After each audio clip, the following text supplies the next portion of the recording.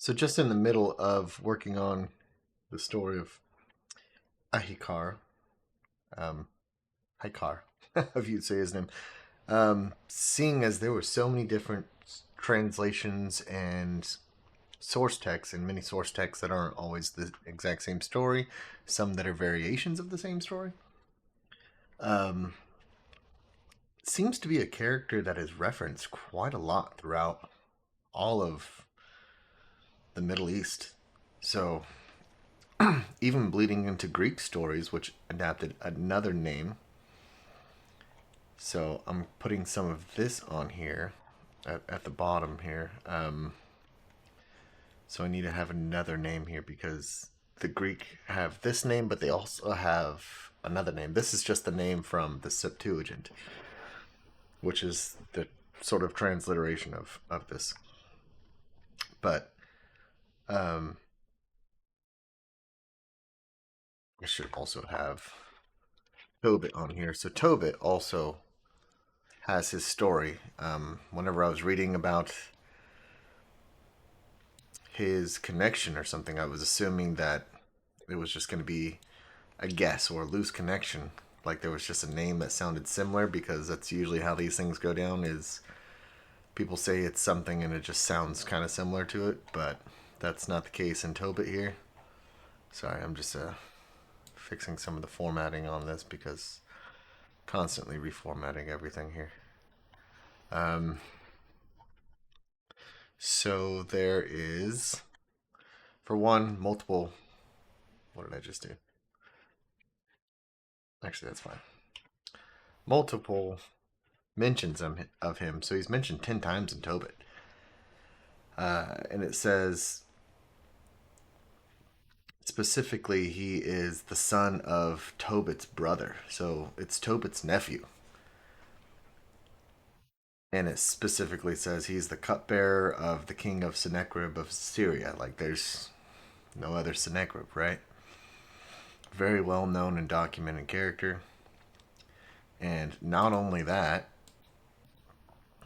it also says when uh,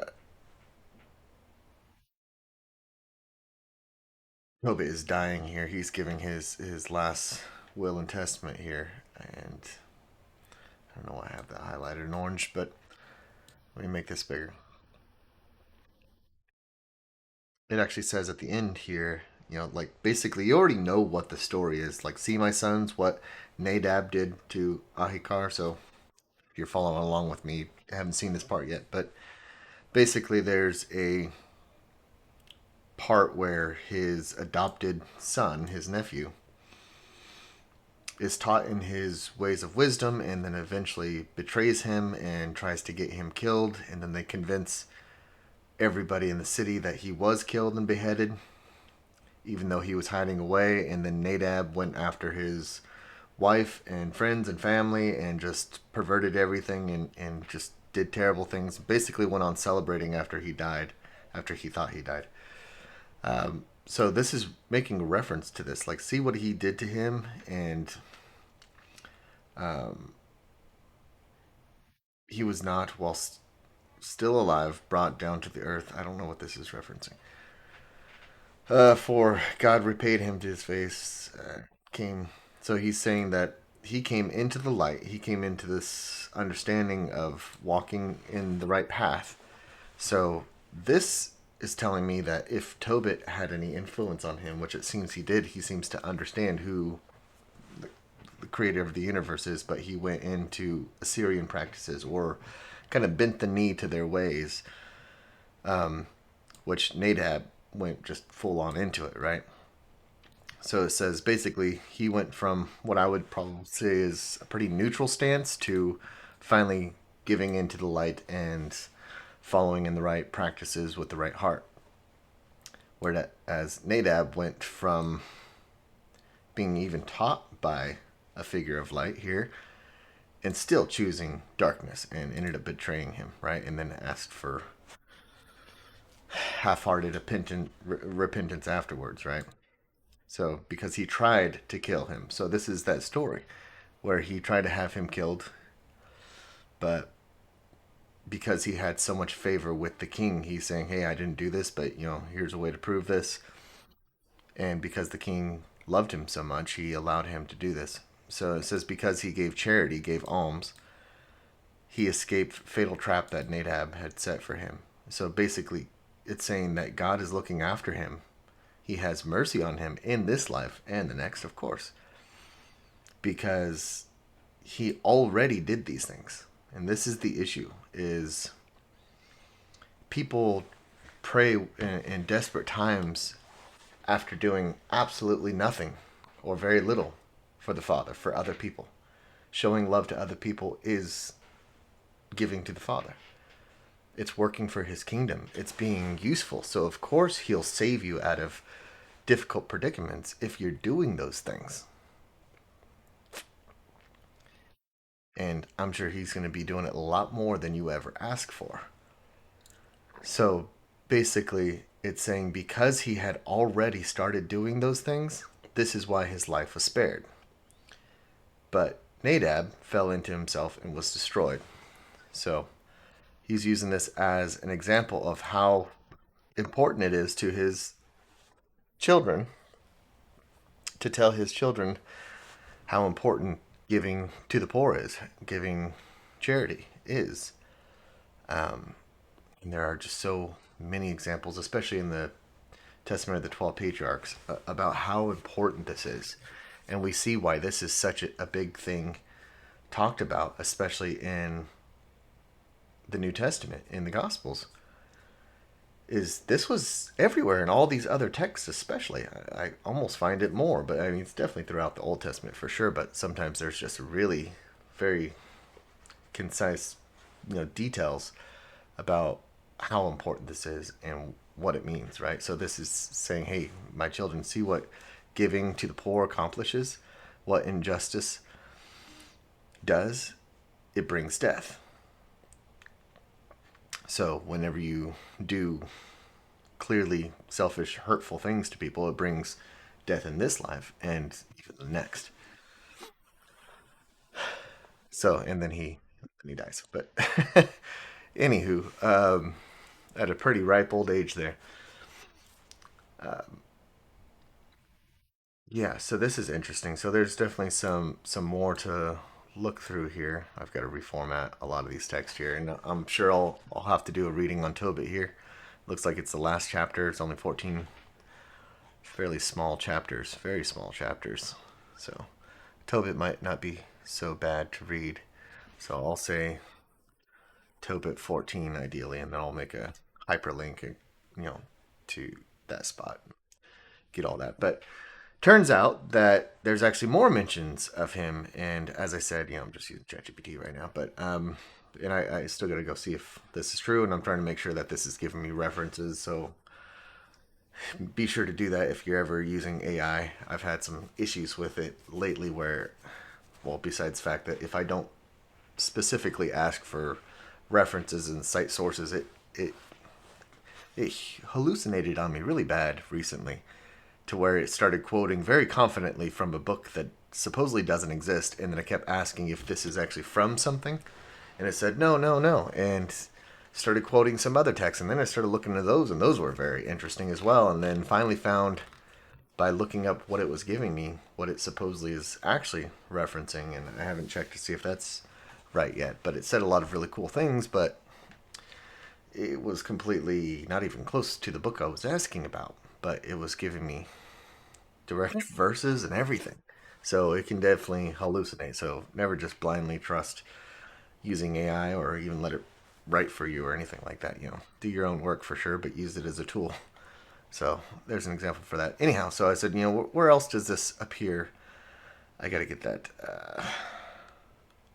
But it's saying that a lot of Babylonian and Persian proverbs match up with what he says. So I'll have to try to see if I can find sources for that and use those as cross references to help support, historical importance of this book, if anything, which seems to be fairly important.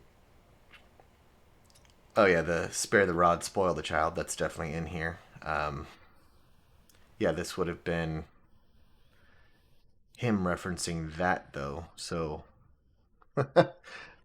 Proverbs would have came before, because this is 1,900 whatever BC, and Ahikar or whatever is in 700 to early 16 or 600s BC. So that would be before him. If anything, he's referencing him. But I think this is just common knowledge and common sense, though. So it's not really that people reference um, something similar with Sirach, maybe. But no, this was a Greek. There we go. Adventures of Aesop and Life of Aesop. So I'll have to put these on here as well and try to see if I can find those. But just to write it down, and then I'll look up whatever archives are right here, see if that's actually true. Usually the links are accurate, but you get to specifically ask for the links because it'll actually search online for these things instead of just hallucinate. Um,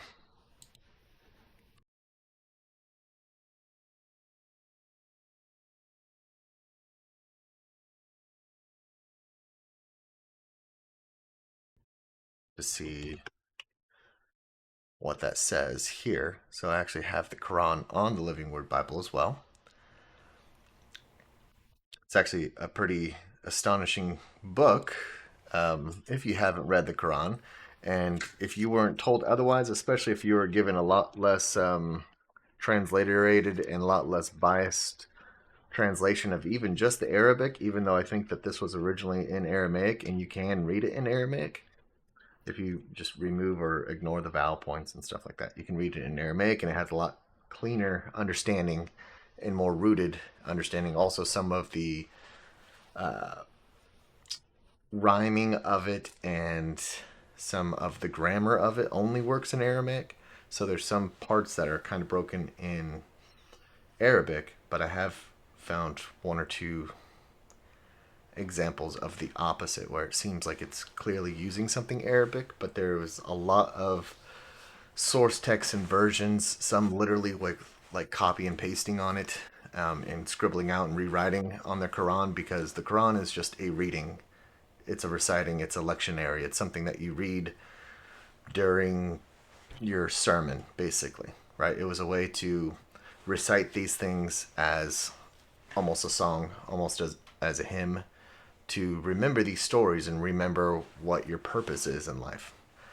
That type of thing. I think it was 31 here, so luckily I have that one copied over. So there's just, this is such a huge book. Each one of these chapters are 1 to 3 or maybe even 400 verses, so they're incredibly long. So I'm trying to make up my sort of my own translation, but my own version here. And yeah, it has a lot of great things in it, and I've even looked at the most, the bad parts, which I have kind of listed here. I have some of them listed here, the bad verses, and a lot of them are very much taken out of context and also translated really bad. But a lot of the rhetoric that it gets, like, oh, there's 72 virgins in heaven or something like that, literally doesn't even say that. It only says something about virgins maybe twice, and it's actually talking about grapes. It doesn't even actually say virgins. So in context, it seems like it's very much talking about just what heaven's like, right? Not talking about virgins. So I haven't found too many issues with it, and even the part where it says that Jesus wasn't crucified, it doesn't actually really even say that. So it talks about him literally being the Messiah. Like, this is a Christian text, and I thought at first, whenever first making this and getting into it, didn't really understand some of the background to it. I also got one of these books that kind of explains where this really comes from in the Aramaic, Syriac, Aramaic. Although we don't have any source text of that, but we have other things like it, and some of which in Christian Arabic communities in Saudi Arabia before Islam, which a lot of the stuff that it talks about in here are pre-Islamic things, right? definitely stories and stuff like that too. But there's a lot of other ones that are even use the same word, but in more of an Aramaic term. But it basically says Quran. It says like reading, and there's other Qurans from other churches, right? Completely different text, but they're still lectionaries. So there's many lectionaries, many Jewish and Christian Arabs from well before Islam, right? And there were pagan tribes out there, especially around Mecca and stuff like that. And it's what they claim today is like Abraham established Mecca and then pagans built over it and they removed all that and then brought it back. But then there's the weird rock out of the sky and stuff like that. But even all their traditions, their sacrifice, their day, the going around the Kaaba, all of that was a pagan practice before Islam. So it already existed.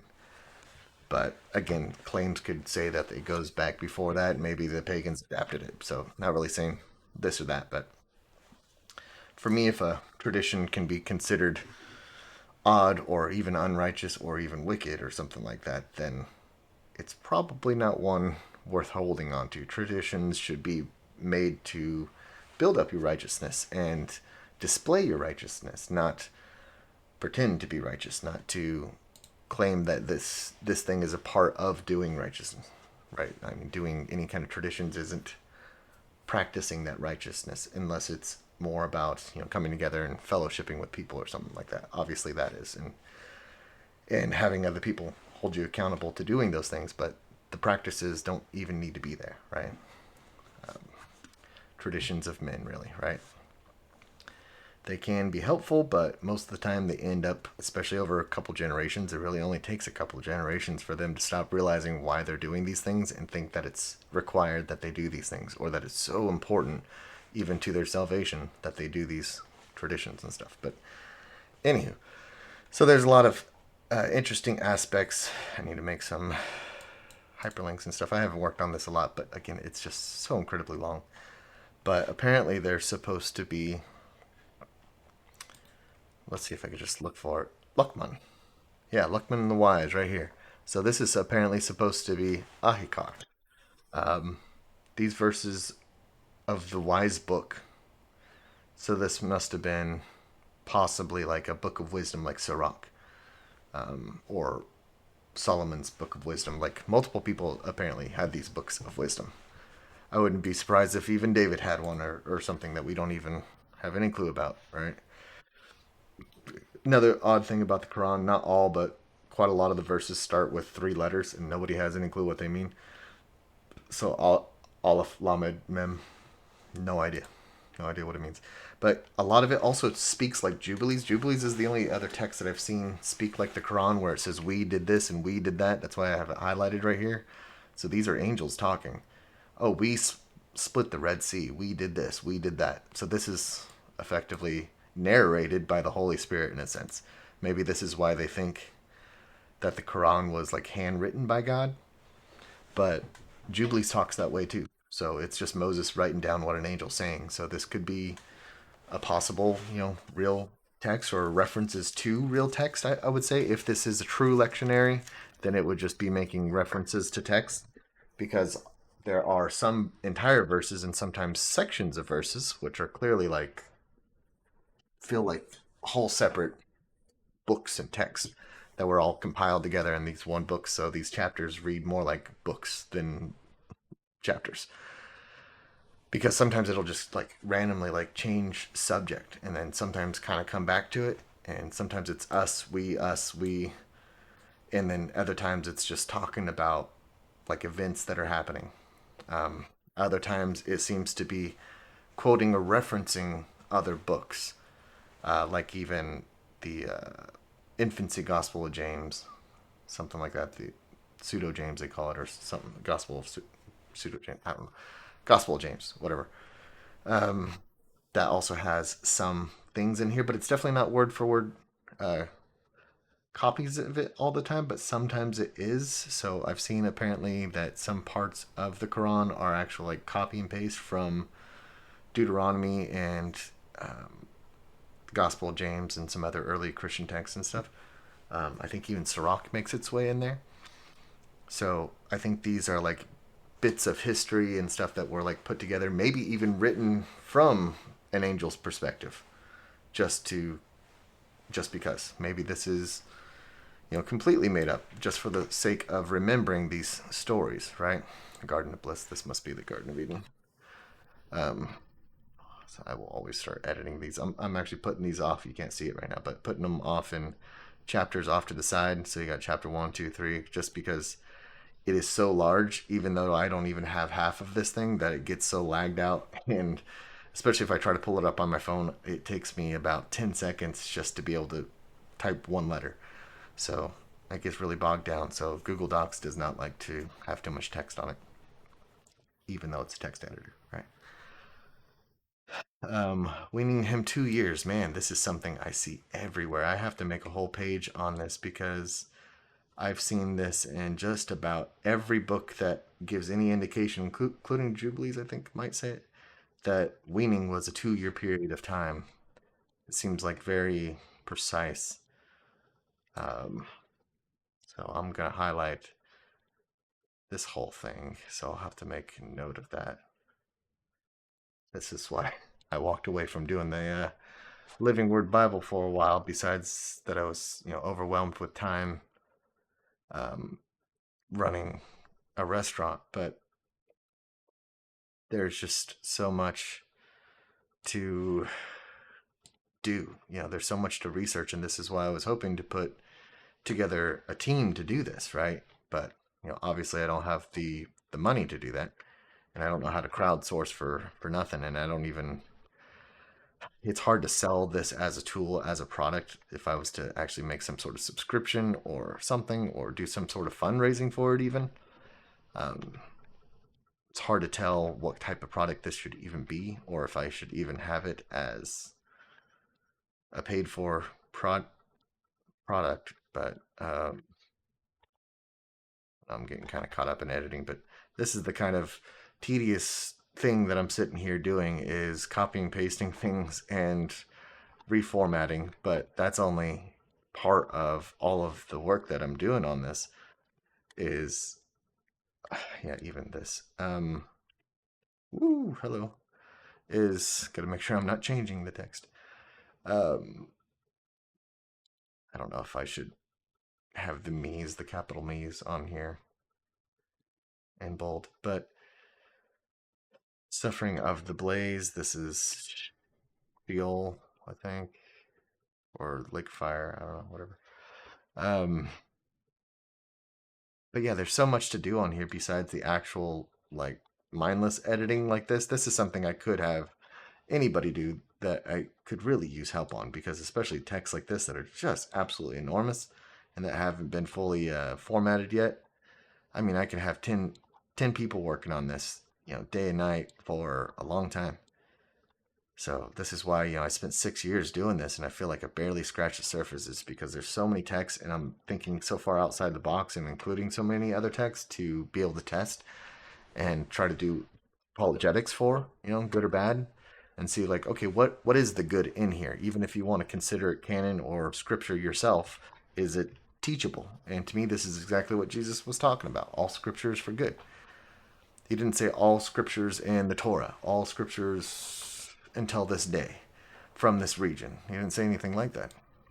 Revelation of the book. The book is what I think it's the Bible. It's this is by time the New Testament canon has already been fairly established, well established, I should say, right? So this is already when you have the Bible, which is just Greek for book. So I think this is what it's even talking about, is the Bible, because it talks about the Old and New Testament so much, and uphold that over anything. And it does seem to talk about itself when it says Quran like this. We have cited in this Quran for the people of every sort of parable. That's interesting. Even if you bring them a miracle, those who disbelieve will say, you are nothing but fakers. It makes a lot of excellent points like this too. But when you start reading this from a Christian perspective, from especially a Torah observant Christian perspective, this book just makes so much sense. It does have a weird pattern to it where it often will, again, it seems to be ending its point every time it gives God a title. He is the something. He is always something. For a while, I was, spacing these out, which I should probably do still. But sometimes it does it every couple verses. Sometimes it's after 100 verses. So again, right here, there's something. Anytime there's a title, it seems to kind of be breaking its train of thought there. So it seems like a lot of what you would typically call like a chapter, right? So I would say like that's a chapter. That to me seems more like a chapter. And I don't know if I should separate some of the dialogue on here or not, but I'm trying not to do that right now because I need these verses to cite them. So I'm not going to get rid of the verses on here. We'll bring it to light. That's not talking about that. So this is talking about Luckman here. So let's see. As for those believing, and this is the other thing about the Quran, it's always belief and doing good deeds. Good deeds is every single time it's talking about belief. Faith without works, belief without works is dead, right? So this puts so much focus, more than I've seen in even like Tobit there or in the 12 patriarchs. Like there's so much focus on good works. I should probably start highlighting that too. Yeah, that should probably be highlighted. It said good works, good deeds. It'll be different phrasing sometimes, but in the translation. For them are the Garden of Bliss, and it always gives different titles and understanding of what the Garden of Bliss, delight, right? Eden, Garden of Eden. I'm sure that's exactly what that's saying is Eden. I assume I don't know, but I'm not sure if it uses the term Eden, but yeah, it'll say paradise. It'll say I think even like God's house, basically. So it says some interesting things. It seems to understand very clearly what the gospel of the kingdom is, what the kingdom is to come. But yeah, this definitely never speaks like a history. It doesn't speak like Genesis. It doesn't tell you a history. There's no Exodus to Numbers kind of like law giving. It's just referencing laws that you should already know. So this is why Muslims don't understand that camels are unclean. They don't seem to know what unclean really is because it only makes reference to mostly just pork. Because so does the Old Testament. A lot of the time, they're usually just talking about pigs. Like pigs get the hardest rap for anything, right? So they're always spoken of in a negative term. Um, but yeah, apparently, as far as I've heard, like Arab people will eat camels and other, clearly unclean things, but they don't look at the Torah because they say it's corrupted for some reason, and they don't seem to give any example. But the Quran itself mentions the Torah and the Gospel so often, but then it also talks very, uh, wouldn't say negatively, but yeah, let's say negatively towards Jews and Christians. But it's basically saying, hey, you people of this religion, of this faith, you're not doing what you're supposed to be doing. This is the true faith, walking it out from your heart, not just doing these religious practices, which is hilarious because the Quran talks so much against religion. But yet, the most religious people in the world use the Quran. But maybe in a sense where they kind of, again, quote it out of context, just like Christians do, just like Jews do. And they'll end up making laws after it and whatever. So, this whole story of even Muhammad, Mahmed, right? Blessed one, Christ, is really what it means. But this actual character that's written about from secondhand accounts, later after Muhammad's supposed to have been alive, not to say that we're going to have originals back to the day. I think it's like 100, 150 years from his time of life, I think, is supposed to be. I'm not dead set or dead sold on the fact that he wasn't an existing character, but he's definitely not a character in the Quran. The Quran only mentions Muhammad 4 times, and it's always in the sense of referring to Jesus. It mentions Jesus 25 times, and it mentions Messiah Jesus, son of Mary.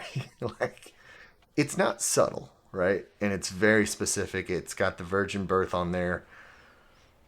Like, this is everything. It's all the same thing. It's only Christian text for the most part, right? So I haven't seen too much that seems to stray away from it. At least from what I have and what I've read so far. Again, this will take ages to read all of it. This is like trying to pour through the whole Bible. This is just like an insane amount of text. So, also why I don't think that it's just some made up or false text or something like that. People go just to two different extremes. It's either straight from God or it's straight from the devil, right? And I don't think neither one is true to that degree, right? But it's a very righteous text. I mean, if you could even say those other verses or something are somehow unrighteous, it's still like 99, 95% unarguably righteous text. So there's very little that are actually like heavily debated or mocked about. Like even ISIS, I think, only used ten verses, and again, heavily out of context, even in Arabic. But especially with, what is equivalent to like the Nakud in the Masoretic text. Like once they added vowing, what, like 100, 200 years after the Quran was even written? Because Arabic, not that it was a young language at that time, but it was definitely going through some evolutions at that time, and they wanted a more standardized way of reading the Quran, reciting the Quran. So, because this guy's pronouncing this way over here, and let alone they have multiple versions, but with different dialects. Again, these are supposed to be rehearsed and chanted, so that it might sound easier to say in certain dialects to pronounce something a different way, and sometimes that might, change the meaning. So they came up with a solid way, but that also dictated what the words are. And this happens in Hebrew as well, where the words are dictated because of the vowel points. So they say, oh, you can't translate it this way or that way. Where often these words in Hebrew are, even if you want to say that's pronounced this way this time and that's pronounced that way this time, they're spelt the same way and they absolutely mean the same thing. It's just a very broad meaning, and those specific vowel points kind of narrow it down to this area of meaning and that area of meaning.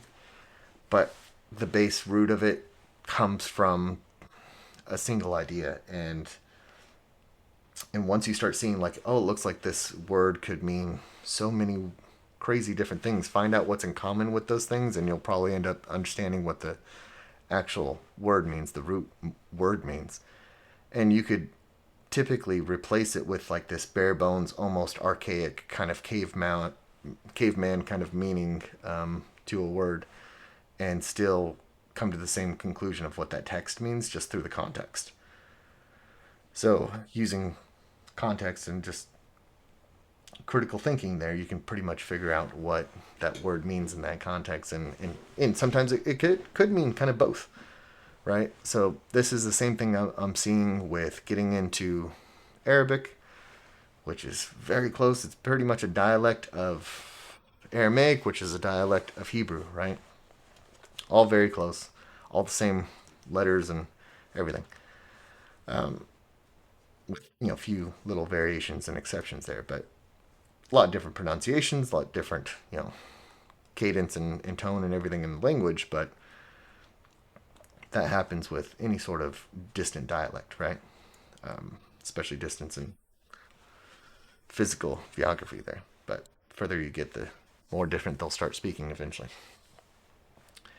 So again, I'll have to maybe highlight these little phrases in some sort of way because, again, they're pretty often.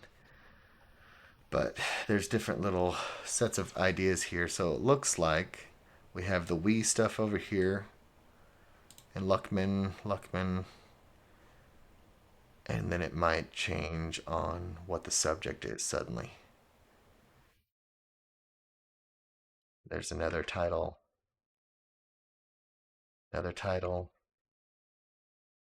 but there's a lot of praising with descriptions and titles with God. Um, See, this is like mindful, cognizant.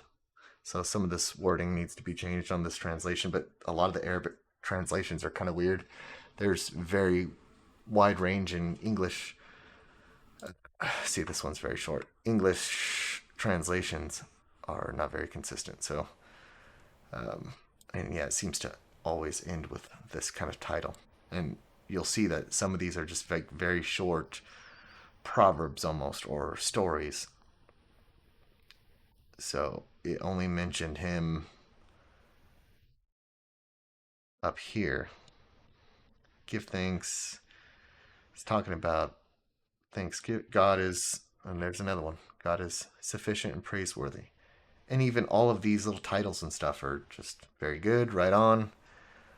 It has this very clear understanding of what is light and darkness. It talks kind of like the Qumran priest, um, with the War Scroll, and also John. Um, and many other texts speak in that like light and darkness focus, and this straight path, all of that language, talking about the truth, the truth, the truth. Not is this thing true or false, but the truth, which is a way of saying the way, the truth, and the life, right? Like this is that life, this is that righteous path. And it's the same way in the Chinese, Lao teaching, something like that. However you say that. Teaching, teaching, Lao teaching, something like that. The lousy guy. I don't know. There's a lot of different names for him too, but a wise man just out of nowhere, and then just one day he wrote all these things, or gave up his writings, I should say. Not that he wrote this whole thing in a day, which some legends say, but I think he just had all these writings, and then just one day left it to people, and then he left out of town because of all the government nonsense. Um, and these things are just so right on. And this is the same stuff that you'll see in Confucius and in old Japanese proverbs, and even in the Rig Veda, and the way it talks about even good deeds, and it splits up these good deeds into white, red, and black, where red is kind of like the gray zone. And you have white deeds, which are done earnestly and done in secret. And then you have the red deeds, which are um, done earnestly, but also for your own sake. So done in front of others, but it still benefits and is still kind to that person that's being donated to, or having some good deed done to. And then there's the black deeds, which is the equivalent of giving, someone who's hungry and just like throwing a meal at them and saying, "Hey, eat that, dog," right? Like you're doing something that will help them, but and it also humiliate them at the same time. That would be like the extreme version of that. But basically doing something to, maybe it's even a charity event, but at this charity event you're making someone feel horrible because of their, you know, mis um, unfortunate life or disease or something like that, right? It might make them actually humiliated in this sense, or kind of only use them for marketing or something like that. It's done with like very unconscious, bad bad deeds of this, maybe, or it might be very conscious and might be very selfish. But either way, like even the Rig Veda separates this idea, and also there's the way again, right? The way. In Chinese, again, it's called the way. And it's just like, this is the way to behave. And it's always referred to as a path, a straight path. And if you deviate from that path, again, this is deeply ingrained in Hebrew. And there's a lot of parables dealing with that too. Jesus speaks this way as well, right? So whenever I think he says, "Hey, this, I am the way. I'm that thing. I'm the perfect example of that behavior that everyone's been talking about." Even if these cultures were completely disconnected, like with China, you have even some that were like Roman that speak this way. Some of the philosophers, the Greek philosophers, speak in the same way. Marcus Aurelius speaks in this way. Like, wisdom is universal because it comes from one source. This is what Paul calls the sound doctrine, right? So this is the uncorruptible truth. Perfectly sound. It's not something that can be debated about. And if you're debating about it, which is why Paul's like, stop with the debates, stop with the semantics and all the bickering and fighting. If it's worth fighting about, it's not worth doing. It's not worth paying attention to. So if you're fighting about feast days, then you're not doing the feast days right. If you're fighting about holidays, if you're fighting about traditions, about laws, you're not doing it right. You don't have the right heart. No one's going to argue about whether murdering someone or stealing from someone is bad. Obviously, that's bad. They might argue on the punishment for that or something like that. And even again, when it comes to a lot of these laws where it's like, oh, kill them or do this, which people criticize the Quran for, there's a lot more in the Bible where it's just like stone that person, kill them, set them on fire, right? But that is giving you the like maximum sentence, right? But even in our courts today, we have maximum sentences that so the judge can't be overly unrighteous, I should say. Not that they're anywhere near righteous all the time, but they're supposed to be, which is why we call them honorable, right? So we put our faith in them to be honorable, to be just, hence justice, right? Obviously, that does not happen very often these days. But yeah, as a whole, like there's a maximum sentence, but that doesn't mean that you get that right away. And especially if you're more repentant and remissive of your deeds and you're admitting to them, you're coming to terms with them, you're like, hey, I'm sorry, I want to pay for this. I don't know what I was doing, then that shows that you're of sound mind and you just made a mistake, right? And that your sentence is most likely going to be very reduced. If not like given, extra things or only put on probation or something like this, or just a small fine or the fine reduced. But if you are fighting it or lying about it, which basically if you say I'm not guilty and they prove that you're guilty even by a jury, then you lied about it. And they'll increase your sentence, maybe even max it out. Maybe even find approval to go beyond the max. And we see the same thing with judges and in the Bible and how it's supposed to be. So even though there's this maximum law, I highly doubt people are stoned all the time or set on fire, because people are typically fairly sorrowful for the things that they did. But if they are completely against that, they're for darkness and against light. They didn't just stumble; they're evil. They deny what they're doing. They don't care. They don't care about God for sure if they are completely disregarding what is clearly right, right? So they're not righteous people, and then they become an infection. This is where these people are supposed to be wiped out, which is what even the Quran talks about, right? Kill the infidel. It's not that straightforward, and obviously it's been changed into other things. But the infidel, which you'll see here, is polytheist. It means something. It's kind of implied on the meaning, but the idea is like, okay, you don't believe in God, you don't believe in righteousness, you don't believe that there is a higher power than you. That means that you will behave however you want, and there is no sense of morality. This is why the who was it? The Anakim, I believe, sons of Anak, right? The Anakim, was it them or I think the Anakim, something like that, something with an A, right? The giants and stuff. Some of these guys were giants, but these guys were completely wiped out by God, and it's because apparently, from some sort of stories I've heard, if I'm thinking of the right people, that these were people who were completely without morals. They just flipped a coin. They threw lots for everyone. Oh, do you live today? Do you die today? Like they were like Two-Face and Batman, right? Like no morality whatsoever. Just leave it to chance. So these people were killing their own people and just didn't care. And that's something that can't be dealt with. You can't change that because there's no foundation to change it on because they have no sense of morality. So this is why extreme like liberalism or anti-God kind of atheist, right, who are not just like, oh, I don't believe in God, but like, oh, I know God doesn't exist and I'm going to just behave however I want. Like that's the extreme version. Most people who say they're atheists are typically pretty agnostic. They just don't know, or they just don't like the idea of how religion has portrayed it, so they don't look further into it. But there's some that are just very against it, and they're very against truth. So So take it with a grain of salt whenever you hear things about the Quran and where it comes from, and you know, even like the word Muslim. Muslim means masalem, mashalom, right? So from peace, like the thing of peace. So you should be from peace. You should be of peace. You should be a peacemaker. So that's what it means technically to be a Muslim. It's a peacemaker. To be Islam is supposed to be someone who's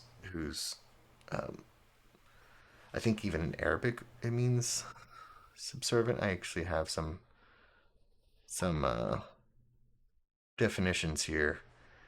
One who submits. So this is specifically to Arabic, but this is salam. So this is shalom. This is peace.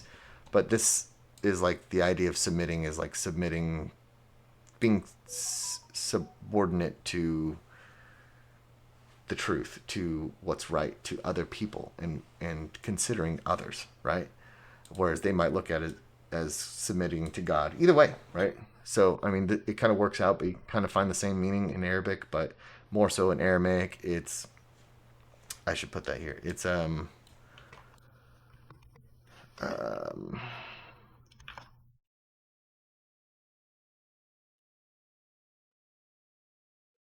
from peace of peace, peacemaker. So be a peacemaker, right? And Islam means like accordance with implying scripture, but I think it's more in accordance with the way, right? So you're a person of the way. You are in line. You are following the path, which is what is written down, sure, right? But and then even like a Quran's supposed to again be recited, lectionary. Again, there's other. I'll have to add some more stuff to this, but there's more to it than that. But um, and even again, Muhammad. Just this is even on the Dome of the Rock, which is pre-Islamic. It's just a Christian phrase. So this is something that was very common through Aramaic, through Syriac Christians, and all throughout the Middle East. And we have coins very much before Islam, and they say Muhammad, they say Muhammad on it. So, but it always has a figure with either a halo or and one cross or maybe three crosses on it. Sometimes just crosses on it. A little closer to like a crusader looking cross, but we have a lot of those coins as well. So have this phrase Muhammad. So this is just Christ, the servant of God, his messenger. That's it. And just because I think the relation of this being found in the Quran or something similar, like I said, it only mentions four times. I think I only have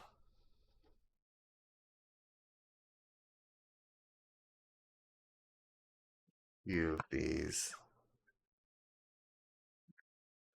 I don't know why that's not coming up.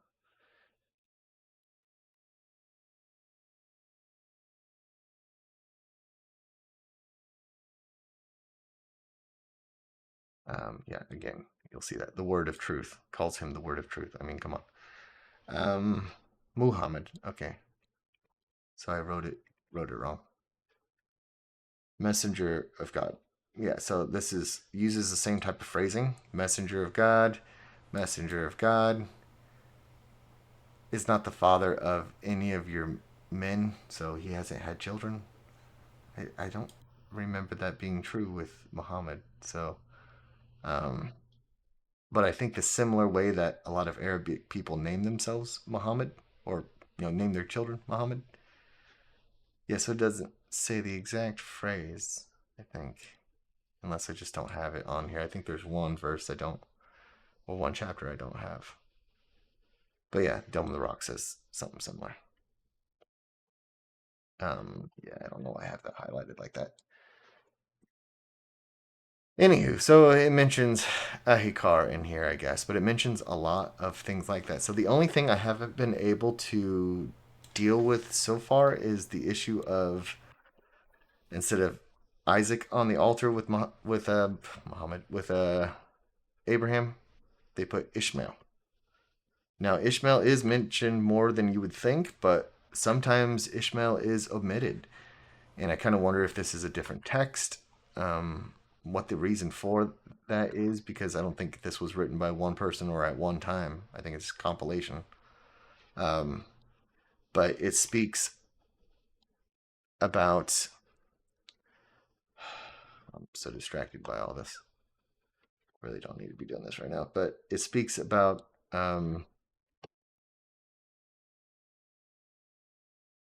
again angels.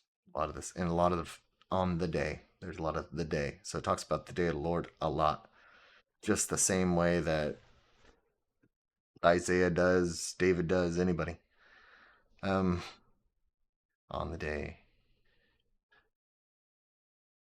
But it doesn't talk about like details about stuff. It's more about story and not details in creation or anything like that or on laws.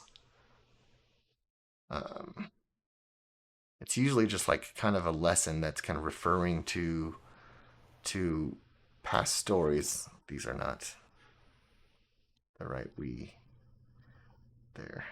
It's weird. Um, I just did this to all the text there, so I have to double check all that. Um,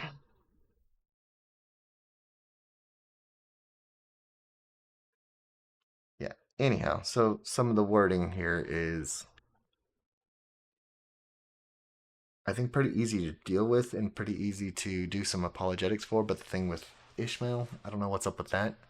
I don't know if that was maybe just a sect of Christianity that was wanting to put more focus on Arab people, but it definitely doesn't deny like Isaac. Like it's talking about the reader as being the children of Israel a lot. So, I mean, what text is this? Because it's definitely not this new religion. You know, Islam. And if any of these words are supposed to mean like any of what this is showing, like these might have been just pretty common words or maybe used by other sects already, right? So I don't think some character suddenly showed up and then now there was Islam.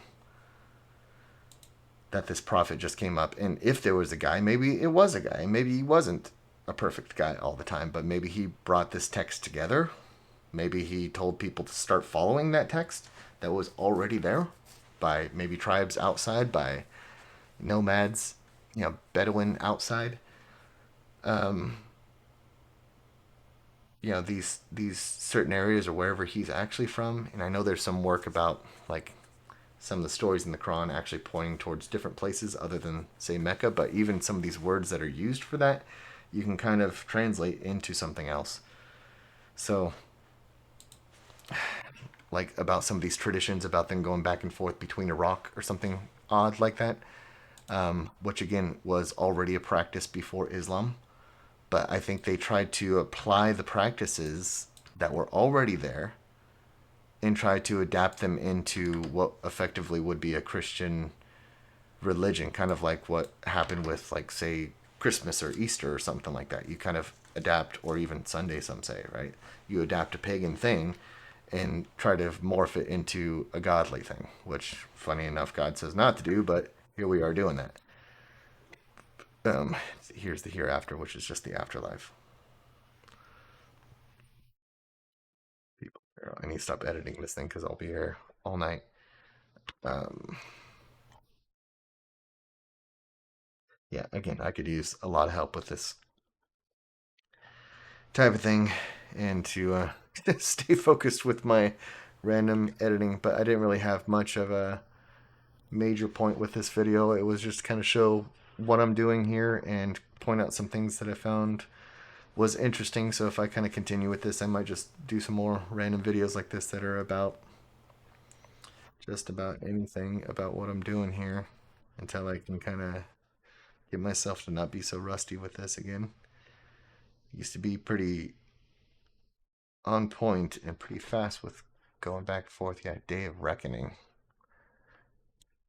So Day of the Lord, Day of Judgment, which those two can be kind of mixed together sometimes. They are two different days, but a lot of the same stuff happens. Um, some of my offering in the valley of no vegetation. And even this sacred house, I think this is just literally holy temple. House and temple, same word. Sacred, holy, same word. It seems to me like it's probably just referring to Jerusalem. I don't think that this is some sacred mosque in Saudi Arabia or something. Um, but, don't cut my head off for it. But just saying that there could be a possible explanation to even where Islam got so far off today. And again, I think it's just about people having this unyielding urge to be religious because it turns off the mind and it makes you feel comfortable, right? It's all about feeling comfortable, which, funny enough, again, this book is very against. Don't do that, right? And I'll have to point out some pretty interesting verses, but I mean, man, you only have to start with chapter 2, which is the first real chapter. The first one's not really anything, it's just like an introduction. Um, oh, this actually says, this is, oh wait, this is the book in which there is no doubt, a guide for the righteous. So it's pretty straightforward on that too. So it does seem to talk about itself, which is pretty unusual for a text, which tells me that, like, man, I just bet this had so much different context when this was actually written, which I think was somewhere around 4th to 6th century. So before or just before Islam. So again, I think Islam was more about creating a state religion to help pull these people together and get the pagan tribes to stop being pagan and have more of a government control. In other words, go do what Israel did, right, in Joshua's day. So they took over all these houses that were not theirs, and guess what? They started going astray, over a good amount of time, but started going astray instead of being sheep herders. But that's because they came back with numbers of people and they took over cities. But when they left, and when it was just Abraham, Isaac, Jacob, I mean, these guys were just living in tents. They lived in a lot of different places and moved around a lot, but they stuck to doing God's work straight on the ground there, and he stayed very righteous. And then the children of Israel did not stay very righteous. So I'm thinking the same type of thing happened here. It's just like that, government stance, like putting a king over someone, and this is the issues that they had too, right? Because they didn't know how to rule themselves anymore. And they grew very big. So, again, putting all these tribes and stuff together, pre Islamic tribes together, this was a way to create a government, right? And to, sure, create a new life, new wealth, and stuff, but it also, the trade off is pretty much just unrighteousness most of the time, unless you have really heavily disciplined culture or something like that, right? Um, Similar to, like, say, Japan or something like that, but I would say even more than that. Like, it would have to be very heavily ingrained, which is why some people are kind of against that kind of idea. And there's also issues with being that kind of hardcore and still together, just like with the Amish. As a whole, the Amish absolutely great, but there are some odd stories here and there, and they do some shady stuff even to each other, especially if you go against the Amish ways or don't do something exactly the way that they want it done. And again, there's great reason for being separated. People should be separated in their views, right? But there should be this understanding of what that path really is and what it looks like and what compassion and all of that really looks like. But again, it just takes wisdom. There's always like this trade off and stuff, but everything's just not black and white. And even this history of Islam is definitely not black and white. So, looking into some different things about what other kind of churches and religions that were there that have writing that survive today, especially these Qurans, these readings, these lectionaries from other places, other churches, 100, 200, 300 years before Islam came about. So we still have some of them that survive, actually, quite a lot of them, especially throughout um, all the way up to Syria and stuff, all the way out to Persia. Um, so yeah, there's a lot that we don't know, and there's a lot of texts that have definitely disappeared, even in what we would consider a canon from before, especially before the first century, second century. There's a lot more text out there. But yeah, again, children of Israel. This is, it never says children of Ishmael. Not that I've seen. I don't have that one highlighted, that one not. Um, it talks a lot of different versions of the lake of fire. It has a very basic understanding of what Sheol is in the afterlife, but it's pretty much the end result of what happens after you die. Eventually, is you either go into the lake of fire or you stay in the kingdom, right? But it doesn't necessarily talk about like people go to heaven when they die. It doesn't say that either, and it doesn't just say, "Oh, you'll burn if you die," or "Go to hell," or whatever. But it does talk about a Sheol and talks about a hot place and stuff like that. So um, it actually seems to have a pretty good and accurate understanding what Sheol is. Yeah, look, here's the calf. Talks about Moses. It talks about everybody, absolutely everybody, even John the Baptist. I mean, it has the story of John the Baptist, which is again also only shown in the story of. It's actually in two different places. There's a book of John the Baptist that has the same story, pretty much the same details, and then there's also um,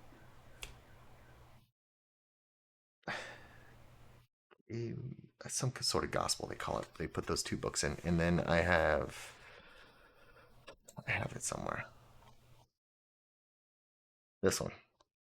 So there's that one, and then there's the Gospel of James. Sometimes it's called the Infancy Gospel or something like that. It's also in this story, which talks about John the Baptist, his dad, and what he was. He was the whole story. I don't know. It talks about everything, but there's a lot more stories in that. So this is only referencing it. It also mentions Sabaeans. Huh? It also reference. I'll put that in a different color. References that it. Man, it talks about violating the Sabbath. I don't know about Islam and how they follow a Sabbath or not, but Sabbath is also pretty talked about in here. There you go. Brought the truth. I usually try to highlight this. Um, the fire. It's talking about. I hate all these M dashes. Um, Day of resurrection. Again, we gave Moses the scripture. The scripture. People of the scripture and all these things, and it's not talking about itself. Um, but again, it's this we did this, we did that. So it's talking to somebody, and it seems like this text, according to itself, is clearly, post Jesus and everything, but it seems to be later for sure. And I don't know if this is a revelation to somebody specific, right? Or just old. Some of them, it can't be too old of a text. It can't be, pre-Jesus kind of text though. At least a lot of it, because man, it does mention him a lot. Again, only 25 times. There's a lot of chapters though. Um, Big compilation of something, but yeah. We gave Jesus, son of Mary, clear proofs, and we supported him with this Holy Spirit. I mean, this is a Christian text by its very definition.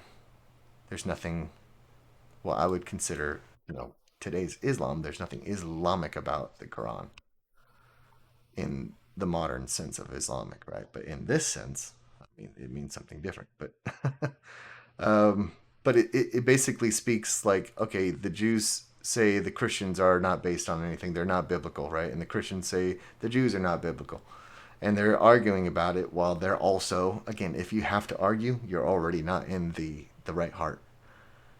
You're already off the path. You don't need to be arguing about anything. Just accept people for what they are and just lead by example. Don't have to say anything. Lead by example. People want to do something different, then they'll do something different. But bringing yourself down to their level, down to their immaturity and unrighteousness is not worth it, right? Um, some of these, I don't know what I was doing. I haven't done this in a long time, and I was using old version ChatGPT and some other things. So I got to figure out what came from what to try to figure out if I can come up with some different translations and also referencing like the book and stuff that I have, which I really need to go through because it has a lot better examples, and also showing different versions of different Qurans. There's one accepted one, but not very long ago there were well over 50 of them, and most of them were burned, with the exception of those that were hidden somewhere and survived. Um, Again, these titles again. Yeah, that is like literally one little thing. The hereafter. I was planning on getting all this text copied and then start editing the format, but it just takes so long to copy. Formatting, I think, was kind of hard to fix. Yeah, monotheist, there's that again. So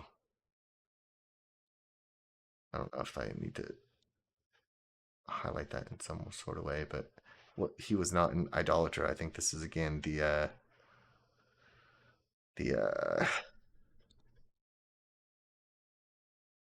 polytheist word,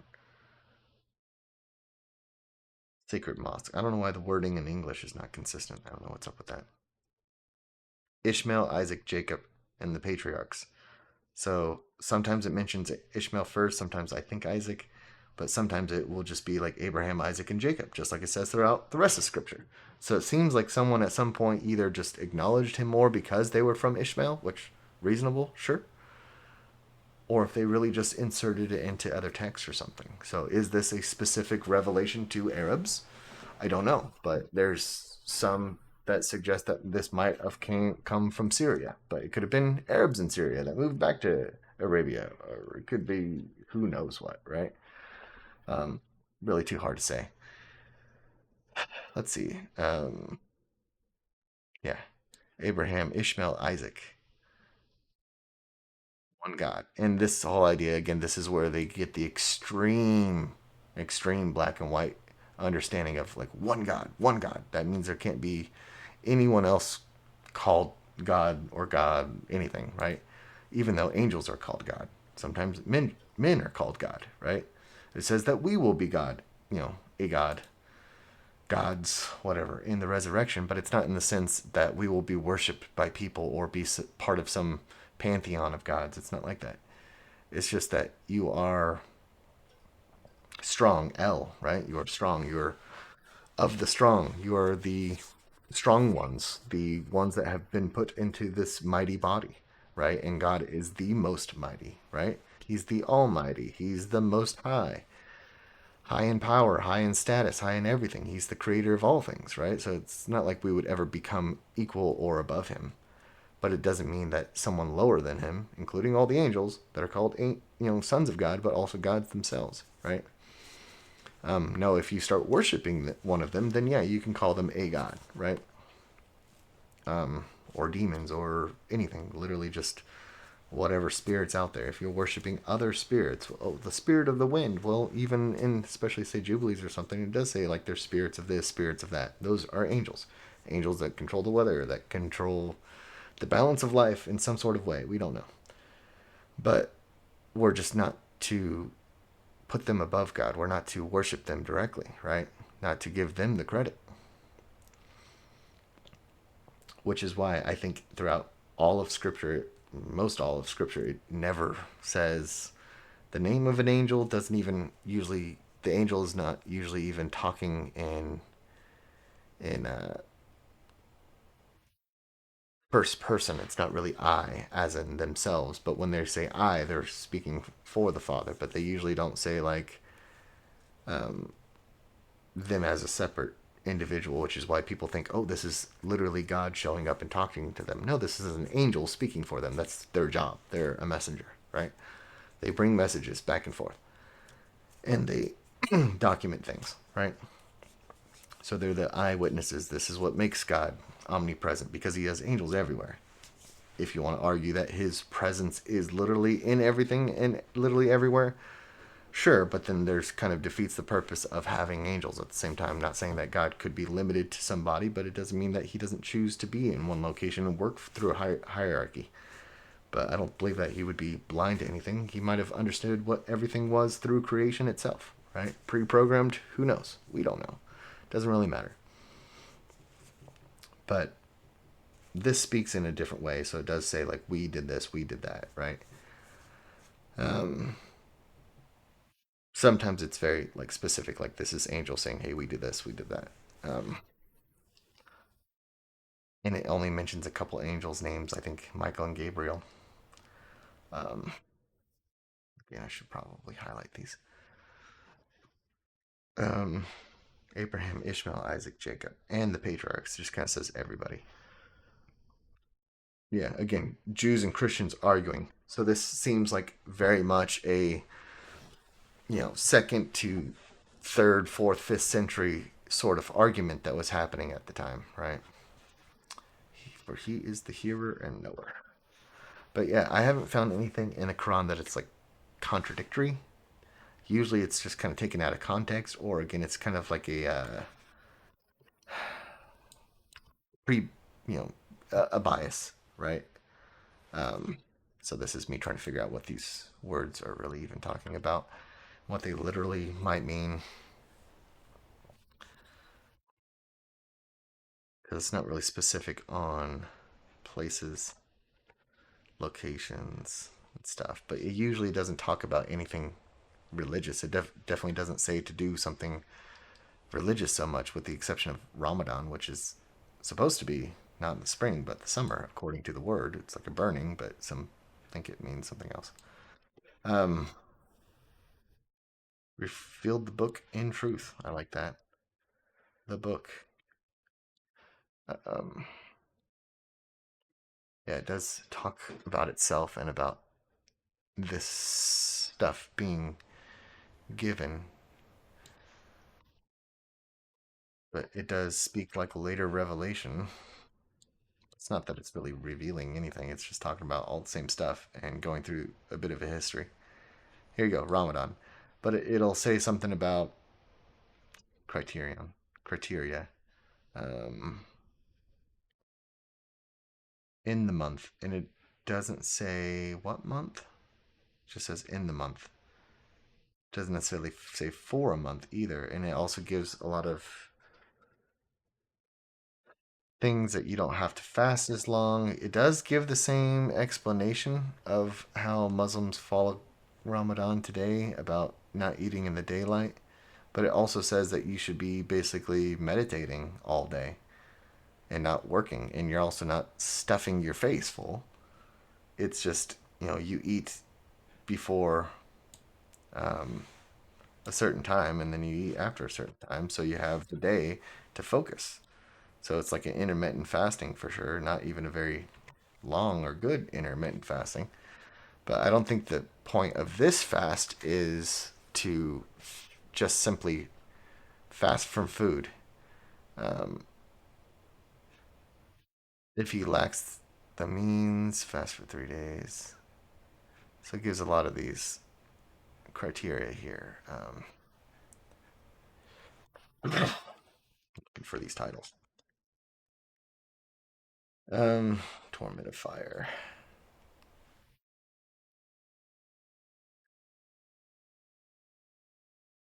Holy month. Again, which month? I don't know what calendar they would have even used or what, but um, do not marry idolaters. I think this is again like a polytheist or something, but it's basically what it means is idolaters. People who idolize things. That could be anything. That doesn't mean you need a little statue. Um, and be idolizing anything, being materialistic, being not of the path, let's say. Um, I'll leave that like that. There's a lot of stuff that I've missed on here. Yeah, I could be on this all day, and I'll have to make some readings and some. It'd be nice to get some people on to do that with, especially once I get some followers here. But again, this is kind of just unscripted, so just hanging out while I'm doing weird stuff with this. Oh, here's the no, not the four birds, right? No, that's not that.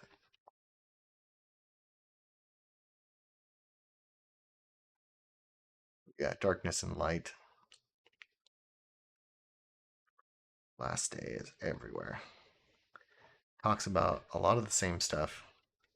Man, that was just one chapter. That was just incredibly long, right? Um, Again, Torah and gospel. Like, he sent down the book with the truth, confirming what came before it. He sent down Torah and gospel. Confirming, not rewriting, not saying that this is correct but you're not. It's not saying anything about like the Torah and gospel are corrupt. I don't know where that comes from. Hadith, I guess, maybe. I don't know, but it's not in the Quran that I've seen so far. If there's something I'm missing, feel free to comment on it. But um, yeah, I think this would upset many of the Islamic faith if I said these things, especially to their face, that, hey, this is actually a Christian text. Now, some do actually accept Jesus as Messiah, but they don't really have a definition of that or don't really understand the weight of that. That's not really a separation there. And some claim that Isa is not Jesus at all, so I don't know. Try to make the disconnection. This is quoting someone. Some of these I'm gonna have to figure out. I think that was Amram. I think that's Amram.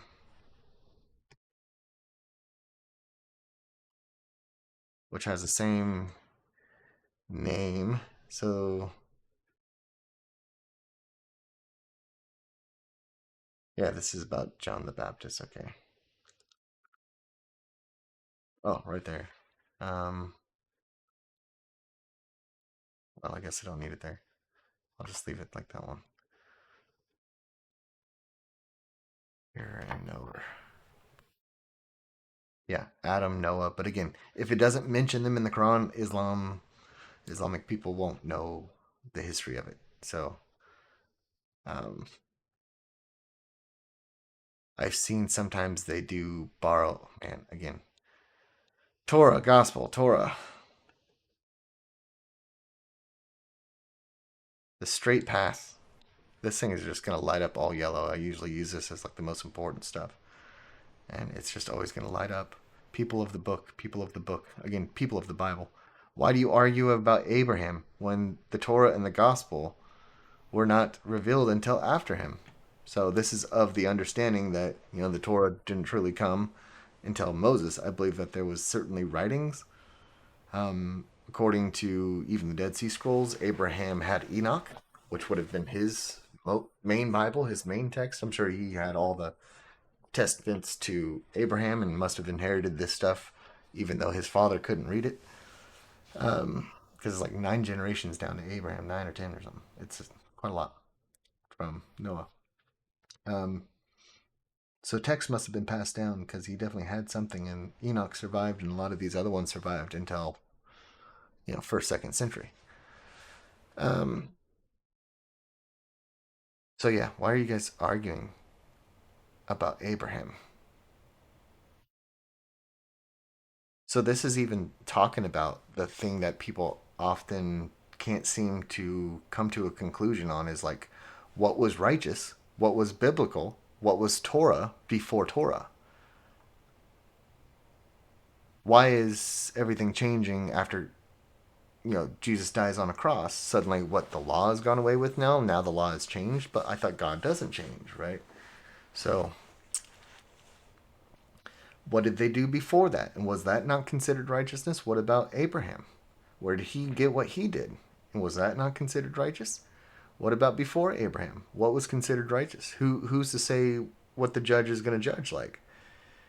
Even for those who were in those pagan tribes, some of them, according to their own knowledge, will again still be judged on their heart. And I believe many of them will come into the kingdom.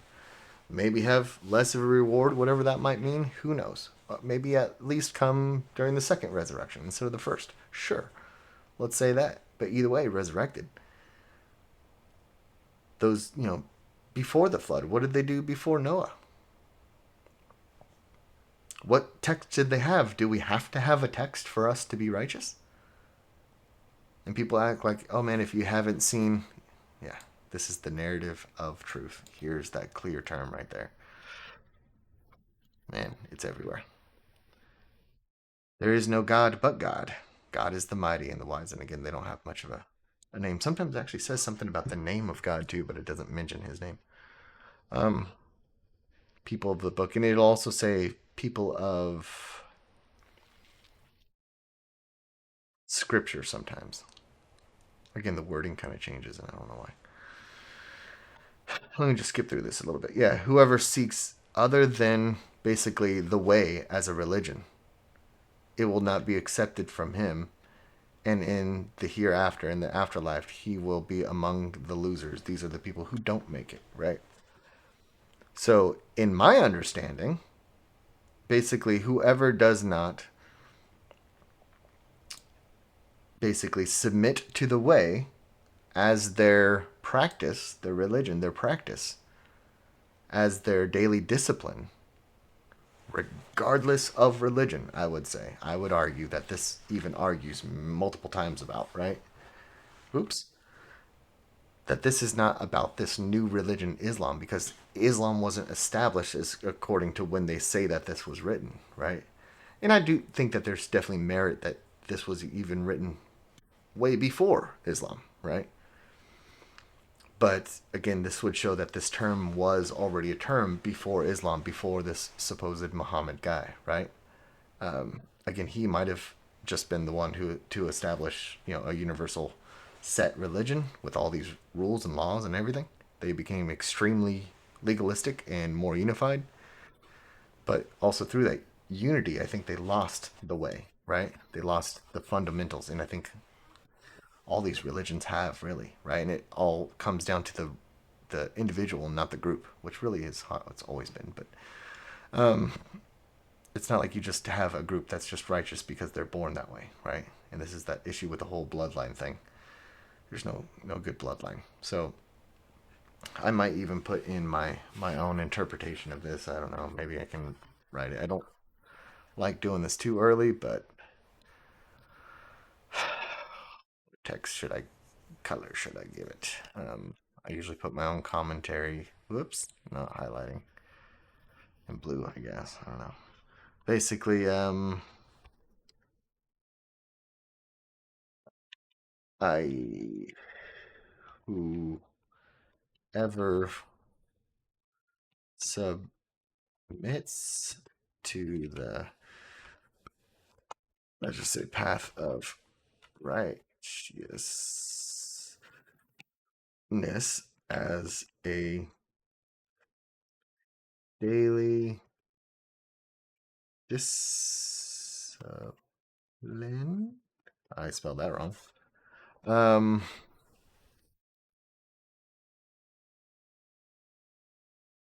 I don't really need to say the rest of that, right? It will not be accepted from him. Basically, there's nothing to accept. There's not fruitfulness, right? So basically, you need, if you are actually truly following this way of submission, this way of letting go of yourself and letting go of your ego, you're going to be fruitful, right? And if you're fruitful, then there you go. You end up in the afterlife, right? Most likely, more likely, right? But again, there's not like, oh, you believed in the right guy, you said the right word, and now you're saved or something. So it just doesn't work that way. So I've already gone on an hour and a half here. So, but yeah, maybe some more to come. I would like to make some more on this. These videos I try to keep down to 10 minutes, and they'll end up as 30. So there's just too much to talk about. There's too much things that are interesting, especially in the Quran. But yeah, you could easily read any of these things as just being Jesus. And I think this is not trying to say that, oh, this is taking away Jesus's divinity if you were to claim that this would be Jesus. Oh, he's no more than a messenger, which is the position he took. It was a position of submission. He's not trying to be more than that. He's trying to say, everything I'm doing, you could do. Do that. He's leading by example, right? And he's saying there's messengers before him. And in the Quran, it talks about any of the patriarchs, anybody being a messenger, right? It's not just angels or prophets, but typically it talks about prophets, but being the messengers. If he dies or gets killed, do you turn the heel? You turn the heel is an expression that I saw in another book, even, which means to rebel, to run away from, right? To rebel. I'll have to fix that. He who turns the heel turns on his heels. I'll just underline it. Um, let's see. If he dies or gets killed, will you turn the heel? So basically, if your messenger dies, will you suddenly rebel? And some people did, whenever it came even to the crucifixion, thinking, oh yeah, he died. So they walked away from him, right? And I'm sure if Muhammad was an actual guy, that thing would be true there too. But obviously, people don't turn away as Christians or even as Islam people who follow this guy, Muhammad. You know, real or not real doesn't really matter. But just even the idea of a specific prophet, because you can even argue that Jews follow or even idolize Moses to a degree, right? So if he was to die, would you suddenly stop doing those things that you believed in while he was alive? He who rebels will not harm God in any way. It's not going to hurt God, and God will reward the appreciative, right? So those who appreciate the messenger, I believe, right? And not turning away from it, not giving up when they're gone. Which you could even say happened even with Noah, seems to happen. Once he died, it's just like people just did whatever they wanted. Suddenly the Tower of Babel and all this, like they just did whatever they wanted. Oh, here's another one, Paradise. I see him out of the corner of my eye. Um, he's the best of helpers. I don't know if that counts as one of those titles. Afterlife.